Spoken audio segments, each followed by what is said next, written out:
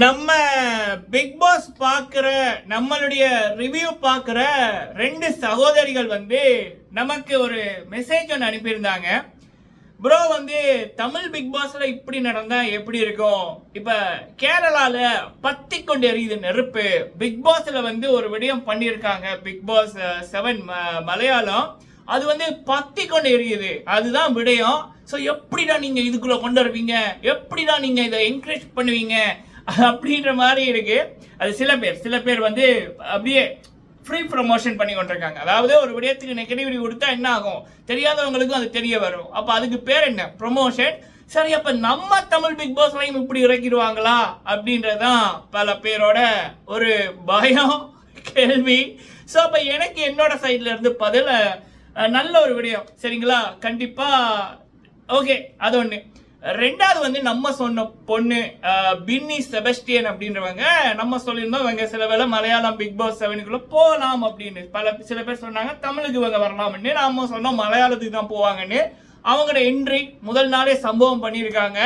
சரி, அவங்களுக்கான மக்களோட ஆதரவு நல்லா இருக்கு. அதை பற்றி நம்மளுடைய கருத்து. சரிங்களா, அடுத்தது பிக் பாஸ் 9 தமிழோட ப்ரோமோ வேலைகள் ஆரம்பிக்க இருக்காங்க. ஸோ அதை பற்றிய அப்டேட் இந்த விடயங்கள் இந்த வீடியோல பார்க்கலாம். அடுத்தது நம்மளுடைய பிக் பாஸ் தமிழ் ரன்னரா சௌந்தர்யாவா, அந்த அம்மா பிஆர் செட்டப்போட காசை கொடுத்து தான் உள்ளுக்குள்ள போச்சு. பிஆர் செட்டப்போட தான் அவ்வளவு நாள் இருந்துச்சு, ஒண்ணுமே பண்ணல. ஃபர்ஸ்ட் வீக்கே வெளியில போக வேண்டிய நபர் தான் சௌந்தர்யா அப்படின்றவங்க. ஓரஸ்ட் கான்டெஸ்டன்ட் எனக்கு தெரிஞ்சு இந்தியாவில் நடந்த எல்லா பிக் பாஸ்லயுமே ஒரு ஓரஸ்டான ஒரு கான்டெஸ்டன்ட் அப்படின்னா சௌந்தர்யா சொல்வேன். மீரா மிதுன், சௌந்தர்யா எல்லாமே ஒரே லிஸ்ட் தான். ஸோ அப்போ அவங்கள ரன்னராக சொல்றது அது பிக் பாஸுக்கு தான் மரியாதை இல்லை. ஸோ நான் Vishal deserve it. So Vishal அவர்களுடைய சில அப்டேட். சரிங்களா, இந்த விடயங்களை இந்த காணொலியில பார்க்கலாம். ஸோ முதலாவது விடயம் மலையாள பிக் பாஸ்ல அப்படி என்ன பத்திக்கிட்டு எறியுது அப்படின்ற மாதிரி பெண் ஜோடிகள், பெண்ணும் லவ்வர்ஸ். சரிங்களா, அதுக்கு இன்னொரு பேர் வச்சு சொல்லுவாங்கல்ல. ஸோ அப்போ அவங்கள முதல் முறையா மலையாள பிக் பாஸ்ல இறக்கி இருக்காங்க. ஸோ இறக்குன உடனே அங்க ஒரு பக்கம் வேற லெவல்ல வைரல் பத்திக்கிட்டு எரியுது. கமெண்ட் செக்ஷன்ல ஹேட்டர்ஸ் அவங்களுடைய கருத்துக்களை சொல்றாங்க. அப்ப இதை பார்த்துட்டு ஸோ ஆரம்பிச்சுட்டானுங்க, மலையாளத்தில் இறக்கிட்டானுங்க. அப்ப இனிமேல் தெலுங்கு, தமிழ், கன்னடா அப்படி எல்லாம் வரும் அப்படின்னு. ஸோ தெரியல நம்ம இதுல இறக்குவாங்களா இறக்க மாட்டாங்களா அப்படின்னு எனக்கு தெரியல. ஹிந்தியில இது பண்ணி கொண்டு தான் இருக்காங்கன்னு நினைக்கிறேன். சரிங்களா, ஹிந்தி பிக் பாஸ் நம்ம பார்க்கறதில்ல, அது புரியாது அப்படின்றபடியா அது பார்க்கறது இல்லை. அதனால எனக்கு அந்த டீட்டெயில் எல்லாம் கரெக்டா தெரியாது. பட் சவுத்தில் நடக்கிற பிக் பாஸ்ல இதுதான் ஃபர்ஸ்ட் டைம் நம்ம மலையாள பிக் பாஸ்ல செஞ்சிருக்காங்க. ஸோ இது பற்றி என்னுடைய கருத்து. ஸோ இது ஆதரிக்கிறீங்களா, இதை அக்செப்ட் பண்றீங்களா அப்படின்னா, இப்ப அவரவர் வாழ்க்கை அவரவர் இஷ்டம்.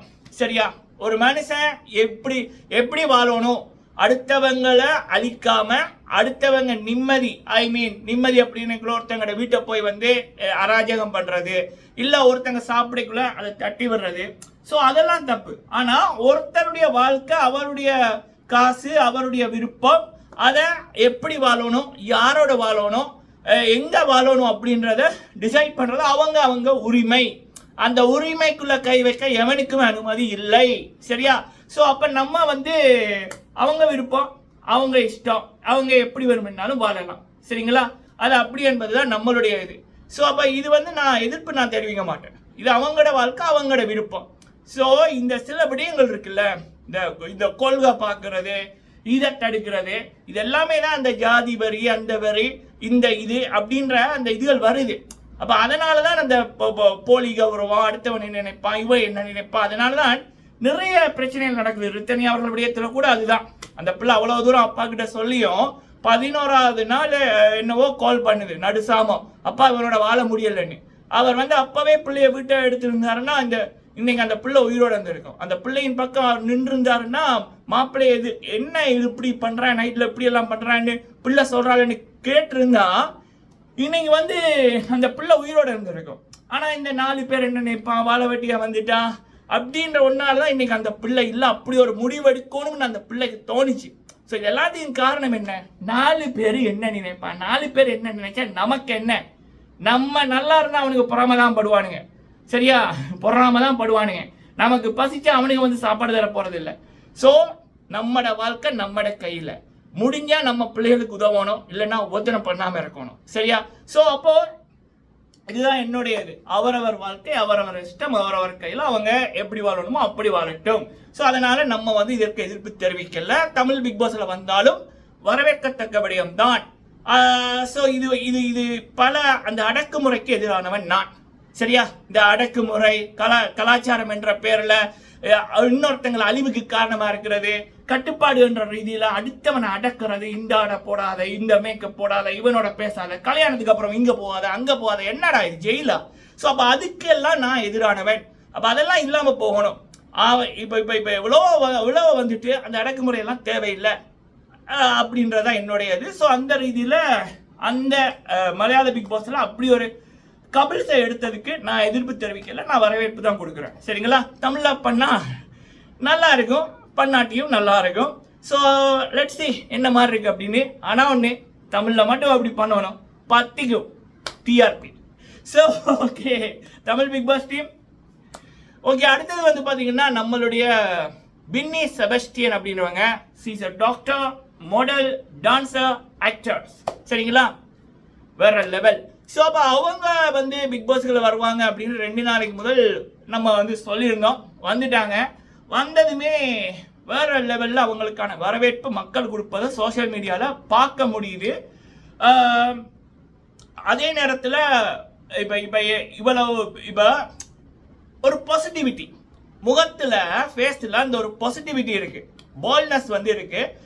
ஸோ அதை வந்து அவங்களுடைய என்ன சொல்லலாம், அகத்தின் அழகு முகத்தில் தெரியும் என்ற மாதிரி அந்த அவங்களுடைய ஃபேஸ் பார்க்கக்குள்ள ஒரு பாசிட்டிவிட்டி நமக்கு தெரிஞ்சுது. அதனால அவங்கள பற்றி நான் 2 நாளைக்கு முதல்ல ஒரு வீடியோ எடுத்து போட்டேன். எல்லாரை பற்றி நம்ம போடுற ஆள் இல்லை, சரி? அப்போ முதல் நாள் வந்து சம்பவம் பண்ணிட்டாங்க. அங்கே ஒரு டாஸ்க் வச்சாங்க, ரன்னிங் டாஸ்க்குன்னு.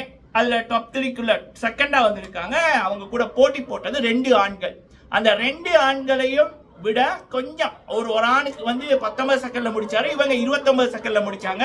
அவ்வளவுதான் டிஃபரெண்ட். அந்த அளவுக்கு பிசிக்கல் டாஸ்க் வெறித்தனமா நல்லா பண்றாங்க நம்மளுடைய பின்னி அவர்கள், சரிங்களா?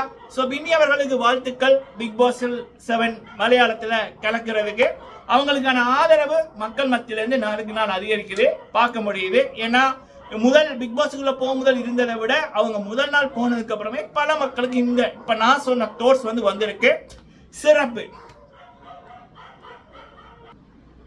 ஸோ ஓகே மக்களே, ஒரு கால் ஒன்று வந்தது, அதான் வந்து புஷ் பண்ணான். ஸோ ஓகே, அடுத்தபடியாக வந்து பார்த்தீங்க அப்படின்னா பிக் பாஸ் 9 தமிழோட ப்ரொமோ ஷூட்டுக்கான ஒர்க்ஸ். பிக் பாஸ் 9 தமிழ் வந்து அக்டோபர் மாதம் 1ஆம் தேதி அல்லது வந்து 1வது வீக் அல்லது வந்து 2வது வீக் வந்து நடக்கும். ஸோ அப்படி இருக்கக்குள்ள செப்டம்பர் ஆரம்பத்தில் அல்லது ஆகஸ்ட் இறுதியில் வந்து பிக் பாஸ் 9 தமிழுக்கான ஒஃபிஷியல் ப்ரொமோ வந்து வந்துடும், சரிங்களா? ஃபர்ஸ்ட் ஐலோகோ வரும், இல்லை அப்படின்னா ஐலோகோவும் ப்ரொமோவும் சேர்த்து வரும். ஸோ இப்போ கடந்த 2 சீசனாக வந்து பார்த்தீங்கன்னா ப்ரொமோட சேர்த்து தான் வந்து ஐலோகோ வருது. ஸோ அப்படி இருக்கக்குள்ள அதுக்கான ஒர்க்ஸ் வந்து அடுத்த கிழமையில இருந்து ஆரம்பிக்க இருக்காங்க அப்படி என்பதுதான் தகவல். ஸோ மோஸ்ட்லி வந்து ஆகஸ்ட் 10 மறுபடியும் ஒரு தொலைபேசி அழைப்பு, மன்னிக்கணும் தடங்களுக்கு. ஸோ அக்டோபர் 3வது தடங்களுக்கு மன்னிக்கவும். ஸோ ஓகே, பிக் பாஸ் வந்து பார்த்தீங்க அப்படின்னா பிக் பாஸ் 9 தமிழ் வந்து பார்த்தீங்கன்னா அக்டோபர் 5 அல்லது அக்டோபர் 12 ஆரம்பிப்பார்கள். ஸோ அப்போ அடுத்த மாதம் செப்டம்பர் 1வது வீக் அல்லது இந்த மாதம் ஆகஸ்ட் இறுதியில் வந்து பிக் பாஸ் 9 தமிழோட 1வது ப்ரோமோ ஐலோகோ வந்து வந்துடும், சரிங்களா? ஸோ நமக்கு வந்த தகவல்களின்படி இந்த ஆகஸ்ட் 9, 10, 11, 12 இந்த டேட்ல வந்து ப்ரோமோ ஷூட்டுக்கான ஒர்க் வந்து இபிபி ஃபிலிம் சிட்டில நடக்க இருப்பதாக தகவல். ஸோ ஒரு 4 நாள் 5 நாளுக்குள்ள அதெல்லாம் முடிச்சு போட்டு அதுக்கப்புறம் எடிட்டிங் ஒர்க்கெல்லாம் முடிச்சுட்டு இந்த ஆகஸ்ட் இறுதியில் அல்லது செப்டம்பர் 1வது வீக் அந்த டைம்ல வந்து பிக் பாஸ் 9 தமிழுக்கான ப்ரோமோ வரும் அப்படி என்பதுதான் தகவல். ஸோ பாப்போம் என்ன மாதிரி நடக்குது அப்படின்னு. அடுத்தது நம்மளுடைய விஷால் அவர்கள். ஸோ விஷால் அவர்களை பொறுத்த வரைக்கும் மல்டி டேலண்டட் பர்சன், அதை தாண்டி ஒரு நல்ல மனிதர். எந்த விதமான ஈகோவும் இல்லாம எல்லாத்தையும் ஷேர் பண்ற ஒரு ஆள் தான் வந்து விஷால் அவர்கள். ஸோ சமீபத்தில் வந்து தர்ஷன் பிக் பாஸ் 3 தமிழ் தர்ஷன் நடித்த சரண்டர் படம் வந்துச்சு. அந்த சீசன் போன பல பேரே தர்ஷன் அவர்களுடைய படத்தை ஷேர் கூட பண்ணல, வாழ்த்த கூட இல்லை. பல பேர் சாண்டி அவர்கள் விஷ் பண்ணியிருந்தாங்க. மீதி யார் யார் அந்த சீசன்ல விஷ் பண்ணாங்க அப்படின்னு எனக்கு தெரியல. ஸோ அந்த அளவுக்கு சரிங்களா. ஸோ அப்படி இருக்கக்குள்ள சீசன் 2க்கு போன விஷால் அவர்கள் அந்த படத்தை பார்த்து அந்த படம் நல்லா இருக்குன்னு சொல்லி அந்த படத்தோட போஸ்டரு அவர் போய் பார்த்த விடயங்கள் அதெல்லாம் அவரோட சோஷியல் மீடியாவில் ஷேர் பண்ணி அதை விஷால் அவர்களுடைய ரசிகர்கள் அவங்களுடைய ஃபேன் பேஜ் இதில் ஷேர் பண்ணி இந்த விடயம் வந்து விஷால் அவர்கள் எங்கே இருக்கார் அப்படியே காமிச்சிருக்கு. இந்த நல்ல மனசு தான் வந்து ஒருத்தருடைய வளர்ச்சிக்கு ஒருத்தரை வளர வைக்கும் அப்படி என்பது அது விஷாலிடம் பார்ப்பது சிறப்பு. மக்களை நீங்க உங்களுடைய கருத்துக்களை சொல்லுங்க. 3 தடங்கள் வந்ததுக்கு மன்னிக்கணும். நன்றி.